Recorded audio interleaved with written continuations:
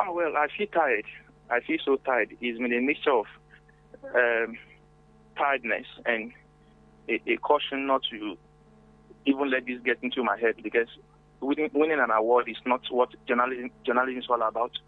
It's to represent those who cannot speak for themselves, to ensure that our society is free, is safe, and it grows. So I've been tired because from the midnight the announcement was made, all through yesterday up to this morning as I speak to you, it's been talking. In fact, now today I can say my phone is smoking.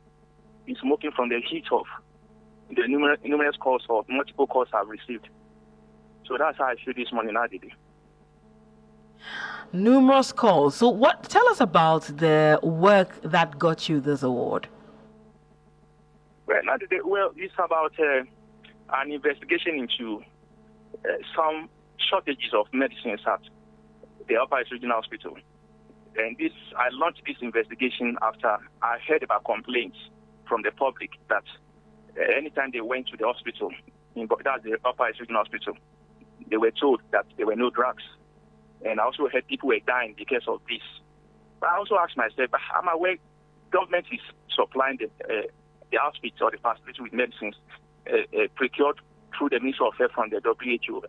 So how come people complain about this? I also went there and I'll sit like in the OPD where one of the pharmacies of the hospital is, and people will stand there. It's either they'll be given, if let's say a doctor prescribed maybe 10 medicines, they could be given to, and they will be told to go to elsewhere, how far away from the premises of the hospital to buy the remaining drugs.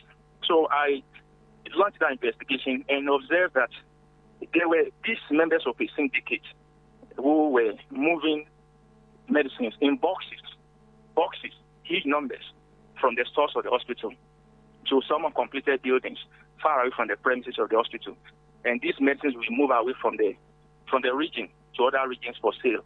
And when you look at the inscription, there's a bold warning on the boxes of these medicines that says these medicines are not for sale. How can they were selling them? So at a point, I began to, of course, I tracked them, just riding the motorbike, following them, and I'll switch off the headlamp and the light so that they wouldn't know somebody was talking or following them. That's how come I found the places they were hiding these was in the medicines. So at a point, I felt no, it was time to bring in the police to arrest them. Of course, that is where I would describe this mission. Of course, I've done a number of investigations. Now I would say this is the riskiest so far, because I never got shots when arrests were being made. At the time, I brought in the police because I was to lead them to the place. And I spoke to an officer in the Ghana Police Service whom I trusted. And he also didn't tell the members of the team who were to go with us to arrest these people. And the reason was you couldn't tell who might leak this information to them, because this was another point where they were going to move the medicines away. So I went ahead of them and I was communicating with only the leader of the team. So the rest didn't even know that I would be at the scene. So when they came in and they were trying to arrest, and also came out to start filming, they thought maybe I was also going to maybe attack them. So of course they pointed the guns at me, and thankfully they didn't fire. Somebody held me, by my belt, pulled my trousers up, and then the leader of the team said, "No, leave him. He's part of it." So that was when they knew that I was, part of the team. So it was risky, even where the place was. Hiding in the bush, in the bushy place where any writers could be. So, but in the end, they were caught, and as I speak to you, the matter is going on at the Circuit Court in Bogatanga, and it's at a stage where the accused persons have, through their lawyer, tendered in a proposal for plea bargain, agreement, so that they will not be handed a custodial sentence. So, where the judge is here to, and the state attorneys also have responded, giving their view, in reply to that proposal. So, we are here to see what the judge, or hear what the judge will say on the 14th of October this year, as to whether you agree that these people should be fined and not given custodial sentence or not. Now, you describe this as your riskiest investigative piece yet because you were nearly shot. When you look at the perils you had to go through to get this story, at the end of the day, do you think it was worth it? Yes, yes. I would say so. It's worth it because at least I can see that the hospital has put some measures in place to avoid this thing recurring. And again, the people caught so far are facing the law. Though we expected them to, when I say we, I mean the prosecution and I, expected them to have mentioned those who were buying these medicines from them. They've not done that. And again,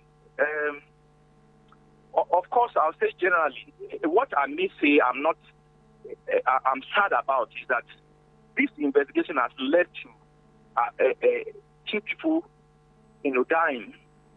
I can say led to, because you can really see some fingerprints of foul play on how they died. There was somebody who could have assisted the prosecutors to get this accused person well prosecuted. But she died mysteriously because a husband to one of the accused persons invited her, asking her to, not to go to court to speak against his wife. And that person works in the Ghana service. I don't want to mention his name, but he works in the Ghana service. And so just that the witness went to him on his invitation at around 12 p.m. on the 15th of August last year. And she returned at 1 p.m. complaining. She just returned from that meeting. She never even got down from the vehicle that brought her. She only told somebody who also lived in the same room with her to go for her insurance card. And when that was brought, they went to the hospital. Even on the way, she was vomiting. And there was foam in the vomit. And she died just that day. So, and we told the body was exhumed because people suspected foul play. A lot of theories around it. It's murky. Then the head of the pharmacy at the hospital also died. A month later, after he said he will get to the bottom of this matter, because he said he was innocent and he will get to the bottom. In fact, he instituted a special audit team to unravel any other thing they will need to know about this issue. 2 days after he made that declaration, he was suddenly taken ill and he died. And I can tell you confidently that the autopsy report that came out said he was poisoned.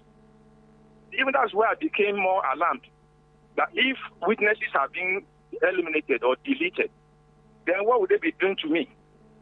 So if at the point I said I'll be giving my statement in court by Zoom, maybe not to go there.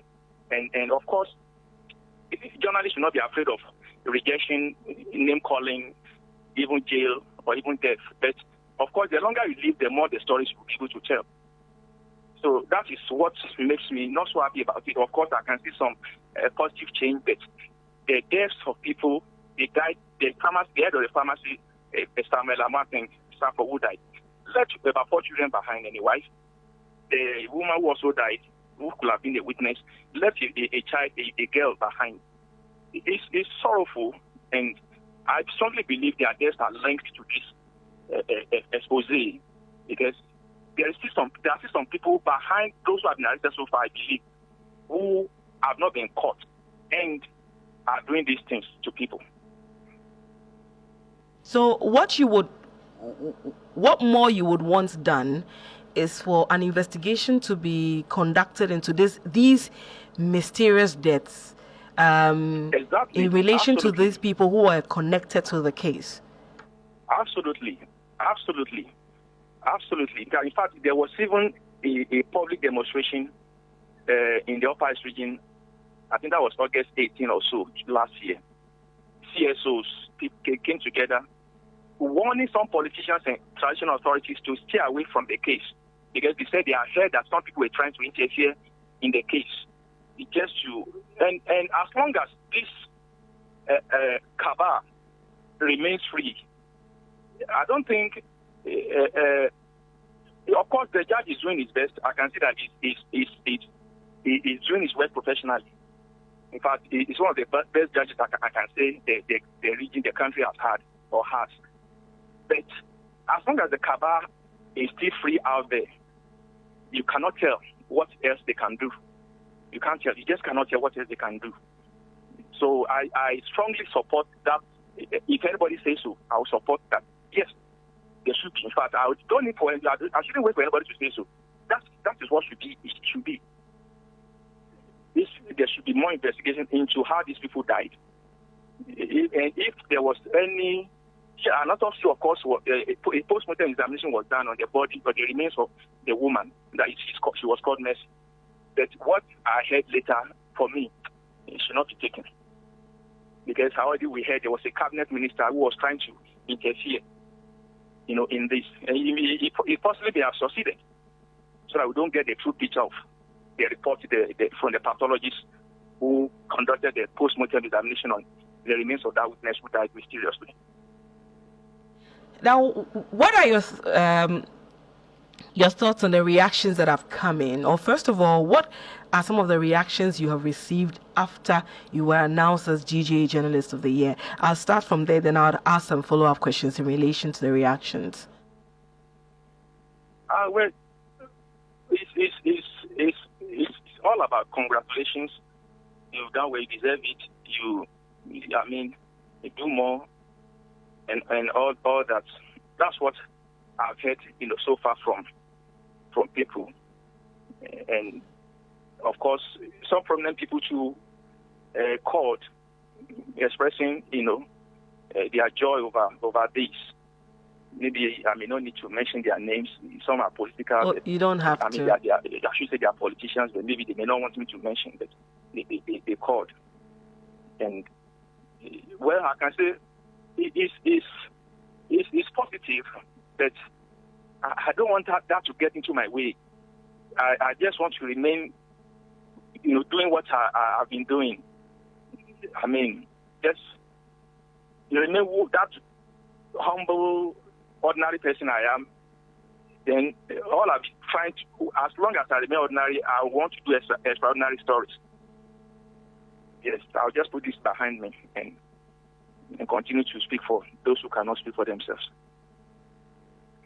Now, Edward, just before we wrap things up, what about, I've seen some reactions on social media, for instance, some people saying that they don't know about the story for which you were awarded. They don't know about the story? Yeah, they say they don't know the story for which you were awarded. They're stealing from the sick. But I think some details were given about the story, stealing from the sick. When the story broke last year, it went everywhere. It was on many TV stations. It was on several news sites. It was everywhere on social media platforms. So for those who didn't see it, maybe they have to go back to see what they missed.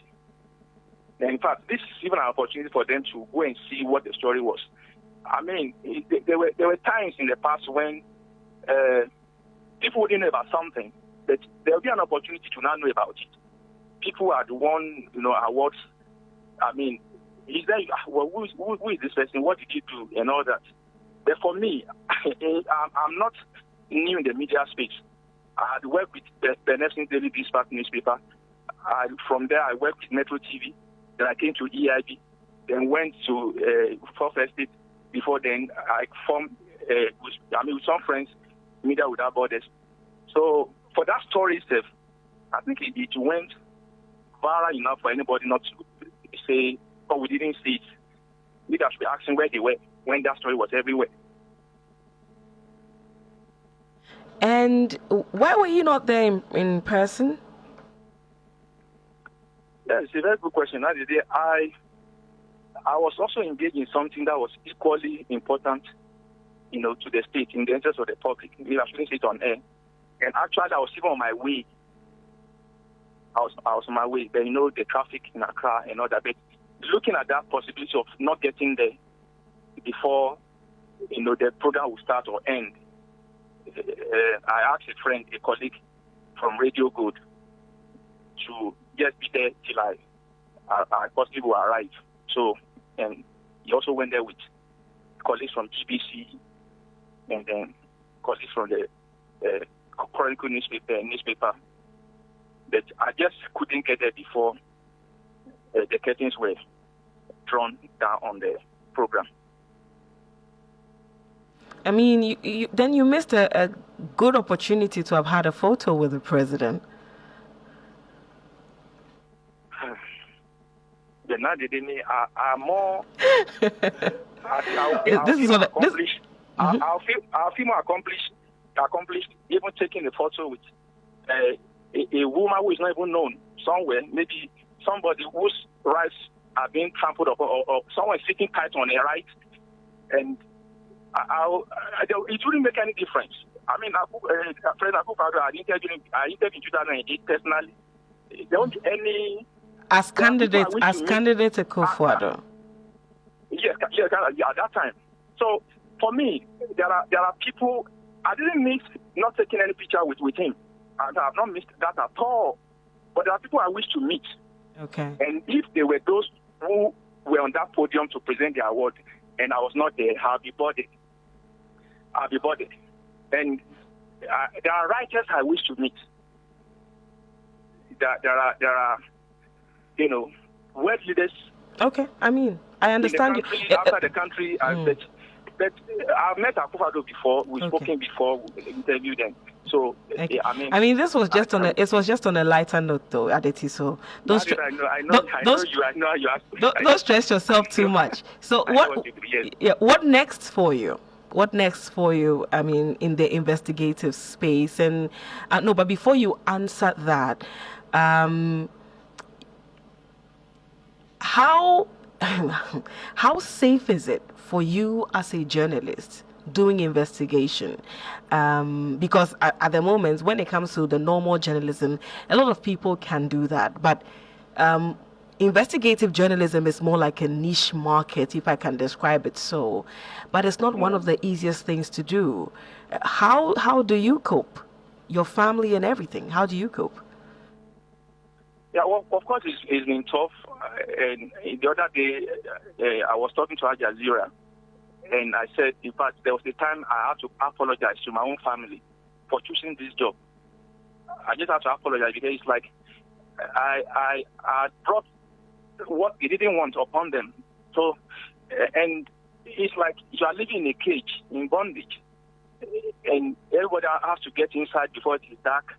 And caution, the children know that there is something we should be afraid of around us. And I didn't say this, but even only 2 months ago, some faceless people broke into my house again and stole my laptop. And that happened after I went to a mining site. And the other things they could have taken, they didn't take them. How come a laptop was taken? I reported that matter to the police station, and they are still handling it. And again, around 3 a.m. on the 4th of August this year, I think it was Saturday or so, I had 2 knocks on the door. 3 a.m. I wasn't expecting anybody at that time. Who should I expect at that time? A lot of things happened that at times I don't want to go public. It's been very tough. It's been very rough. And I mean, investigative journalism is like a road where you have many toes, many feet, and you are bound to step on them. But for me, I keep saying, if there is any feet, if there's any foot or any toe on the road that is standing on people's right, don't be afraid to step on them. In fact, step hard on those toes. Step hard and walk on them and walk. I mean, as long as one is doing what is right, there's no business having your name in the good books of bad people. You shouldn't be bothered if bad people don't have your names in their good books. Just do what pleases your conscience, the Constitution, and the public. So if you die in the line of duty, if you are sued in the line of duty, take it. Who knows? There is something better behind on the other side of the lawsuit, or even, the worst that can, ever happen. But I think now I should commend the current GJA president, Mr. Adeti, because I don't remember the last time I heard a GJA president in the presence of a president talking directly into his face that you said this, you have not done that. And if they're consistent, I think we should create an adjective for him. It's called Doomfall. We should say he's been very doomphoric in what he is doing. And I think whoever comes to take over from him should also be doomphoric in whatever he does. I mean, it's interesting because I said something in the same vein this morning that he needs to be commended because he's in moments when people needed to stand up to be counted, he, as president of the Journalists Association, has done that, and he must be commended, and he should be encouraged to do more of that. It should be. It's to a point where I'm not campaigning for him, but I think it's to a point where I think if he's going to go for the next 4 years, or he should just go on a post as a reward for how phenomenal he's been. I mean, it's a phenomenon, I should say. All right. Now, what's next for you? And as you answer that, do you feel relatively safer now? Oh, I don't. I've never been safe since I chose this path. And in fact, even journalists are never safe because there's no way you not step on toes. Yeah, but it is those who decide to go into investigative reporting who are more endangered. Of course, I keep saying investigative journalists are the most endangered species in the media ecosystem because, whilst you are trying to free people, those who want to oppress people will harm you. So for me, I've never been safe. Anytime I walk, I look behind over my shoulder. There are times I see that heaviness that has been stalked, being followed. But I just feel like, after all, who is going to live forever? But, that's me, and I can't be someone else. That's me. I will remain me. But facing the future, I'll take it one step at a time, whatever I face. But I think there were times I thought I should have been eliminated, that I survived. But I keep moving. Maybe whatever God says will happen. I just wish to thank everybody, EIB Network, Anas Arimia Anas. He's been a very strong pillar of support. Kent Mensa, I call him the editor of editors. Great people, Kwame Achampong, Ibrahim Alassan. These are people I call from time to time, and they encourage me. Bolari, everybody, is benefiting. I work with him. So many people. Emmanuel Dobedi. And people who, someone like, though he's not in the media space, Dr. John Koko Awono Williams, he's done so much for the Upper East region, and the support he gives to journalists, encouraging them. Because it's one person who likes the media. He believes he knows what development they bring to society. So many. And I think, sorry for any other name I may have left out, it's not deliberate, but I thank everybody for everything, including you now, because I remember when I did Cash for Justice, exposing the rot in the Attorney General's Department. Well, I remember the support you gave. You're a great voice. You're a great voice. And I pray that voice remains. All right, Edward, congratulations once again, and then all the best. Thank you so much. I'm so grateful to you. You had us engage Edward Adeti. He is the journalist of the year. At first